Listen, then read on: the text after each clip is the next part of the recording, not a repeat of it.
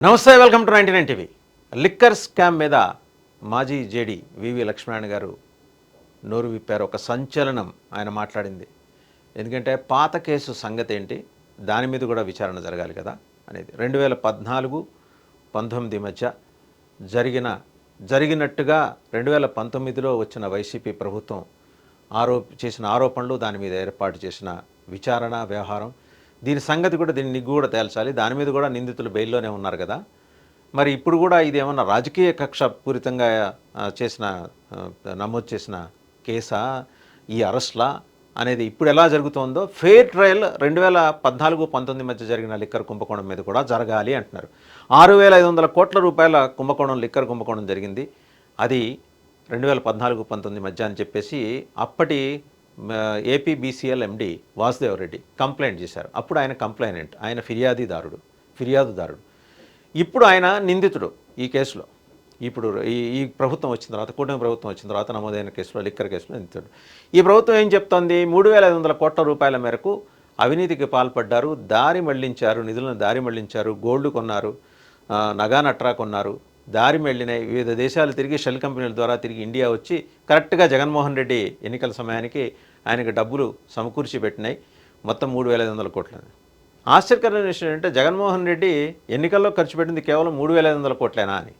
అంతకుమించే ఖర్చు పెట్టి ఉండాలి కదా. ఎందుకంటే ఒక్కొక్క నియోజకవర్గానికి వేసుకుంటే ఒక లెక్క. కొన్ని స్వచ్ఛంద సంస్థలు జరిపిన దాంట్లో పార్లమెంట్ నియోజకవర్గం అయితే 150 నుంచి 200 కోట్లు, అసెంబ్లీ నియోజకవర్గం అయితే 50 నుంచి 75 కోట్లు. ఆ లెక్కన వేసుకుంటే ఈ 3,500 కోట్లు ఏ మూలకి, ఇది అర్థం కావట్లా. సరే, 60 కోట్లకు సంబంధించి సీజర్ గురించి మాట్లాడుతున్నారు. How about the remaining 3,440 crores? అంటే ఇది ఇంకా టూ ఎర్లీ కదా, రిమాండ్ రిపోర్టే కదా మేము ఇచ్చింది. ఇంకా అడిషనల్ ఛార్జ్ షీట్స్ ఫైల్ చేయాల్సింది. ఇంకా బోల్డంతమంది, ఒక 500-600 మంది ఉన్నారు నిందితులు. వాళ్ళందరినీ ఎతికిబట్టి తీసుకొచ్చి కోర్టు బోన్ ఎక్కిస్తామని చెప్తున్నది ప్రభుత్వం. మంచిదే. జేడీ లక్ష్మీనారాయణ గారు అనేది ఏంటి? ఓకే, ఈ కేసులో ఇంత పారదర్శకంగా విచారణ జరపడం అనేది ఆహ్వానించదగిన పరిణామం, వెల్కమింగ్ డెవలప్మెంట్. బట్ 2014-19 మధ్యలో అయితే 6,500 కోట్ల రూపాయల మేరకు స్టేట్ ఎక్స్చెకర్కి గండిపడింది కదా, దాని సంగతి ఏంటి? అది కూడా తేల్చాలి. అవసరమైతే హైకోర్టు జడ్జి చేతనైనా, సిట్టింగ్ జడ్జి చేత విచారణ జరిపించాలి, కాదు అంటే సిబిఐకి అప్పచెప్పాలనేది ఆయన ప్రతిపాదన.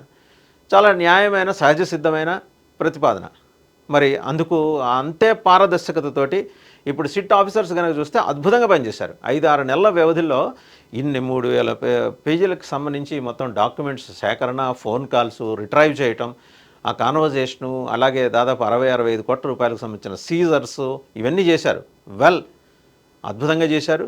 మరి 2014-19 మధ్య కేసు ఏమైందంటే, వెంబడే టీడీపీ కానీ కూటమిలోని ఇతర పార్టీలు కానీ అడుగుతున్న మాట ఏంటంటే, ఆ రోజు మరి 19 నుంచి 24 మధ్య మీరే ఉన్నారు కదా, ఏం చేశాను? వాళ్ళు ఉన్నారు, కేసు పెట్టారు, కేసులో నిందితులు ఇద్దరు బెయిల్ తెచ్చుకున్నారు. ఇంకా చాలామంది ఇప్పుడు బెయిల్ మీద ఉన్నారు. వాళ్ళు పవర్లో ఉంటూ బెయిల్ మీద ఉన్నారు. ఇప్పుడు అలాగే వీళ్ళు పవర్లోకి వచ్చారు కాబట్టి వాళ్ళ మీద కేసు పెట్టారు. ఇవాళ రేపో జగన్మోహన్ రెడ్డిని అరెస్ట్ చేసి లోపలేస్తారు, అందులో డౌట్ ఏం లేదు. చాలా క్లియర్. ఇవాళ నెమ్మదిగా అంటే ఆయన చుట్టుముట్టి కొడుతున్నారు.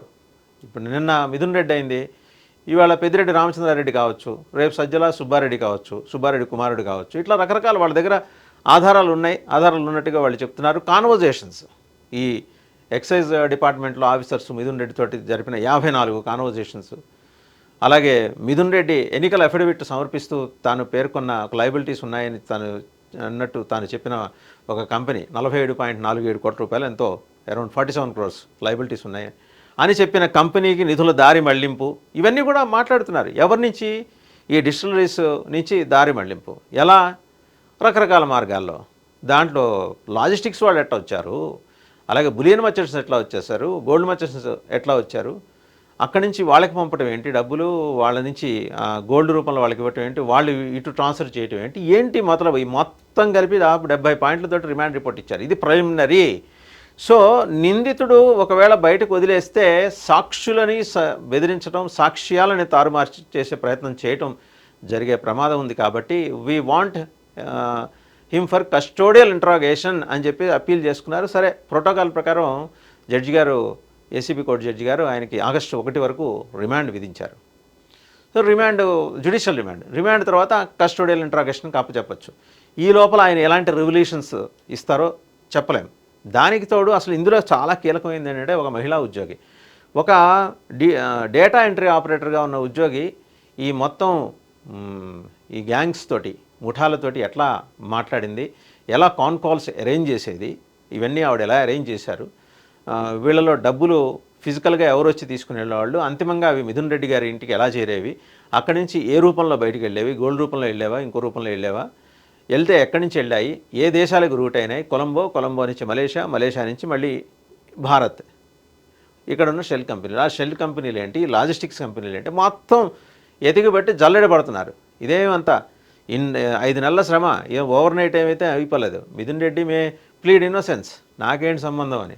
మరి ఆయనకేం సంబంధం లేకుండా ఆయన ఎక్సైజ్ డిప్యూటీ కమిషనర్తో ఎట్లా మాట్లాడారు, ఆయనకి కన్ఫర్డ్ ఐఏఎస్ ఇప్పిస్తానని ఎట్లా చెప్పారు. ఒకవేళ వీళ్ళు చెప్పారనుకోండి, ఆయన అలా విని వాళ్ళ మాటలు ఎలా నమ్మారు, మోసపోయారు. సో ఇది లాట్ మెనీ క్వశ్చన్స్ ఇప్పుడు వస్తున్నప్పుడు జేడీ లక్ష్మణ్ గారు అనేది ఏంటి, 2014-19 మధ్యలో కూడా ఇంతకన్నా పెద్ద వాల్యూమ్లో లిక్కర్ స్కామ్ జరిగింది కదా, అప్పటి ప్రభుత్వం చెప్పిన దాని ప్రకారం, ఆయనంట్లా అప్పటి ప్రభుత్వం చెప్పిన దాని ప్రకారం, మరి దాని మీద కూడా ఇదే స్థాయిలో పారదర్శకమైన విచారణ జరపాలి, ట్రాన్స్పరెంట్ ఎంక్వైరీ జరపాలి. జరిపి దోషులు ఎవరైనా అక్కడ దోషులని తేలితే ఇలాగే అరెస్టులు శిక్షలు, ఇక్కడ దోషులకి ఎలాగో అరెస్టులు శిక్షలు. ఇప్పుడు ఆయన చెప్పిన సెక్షన్ 409 ప్రకారం అయితే జీవిత ఖైదు అంటే ఏదో 14 ఏళ్ళు కీడ్చిపెట్టే వ్యవహారం కాదు ఇది, జీవితాంతం ఉండాల్సిందే. మధ్యలో ఏమన్నా ఆగస్టు 15 జనవరి 26 వస్తే ఏదో క్షమాభిక్ష పెట్టినప్పుడు ఏమన్నా దయతలిచి గవర్నమెంట్ వదిలేదలుచుకుంటే అప్పుడు రావచ్చు, లేకపోతే జీవిత ఖైదే. సో జగన్మోహన్ రెడ్డి గారు ప్రిపేర్డ్గా ఉండాలి, ఇంకా ఆయన సీనియర్ అర్చనలందరూ ప్రిపేర్గా ఉండాలి. వర్షాకాల సమావేశాలు మొదలయ్యే లోపలే జగన్మోహన్ రెడ్డి గారు అరెస్టు ఖాయం అనే ఇండికేషన్ అయితే ప్రభుత్వం ఇచ్చింది. చూద్దాం ఏం జరుగుతుంది.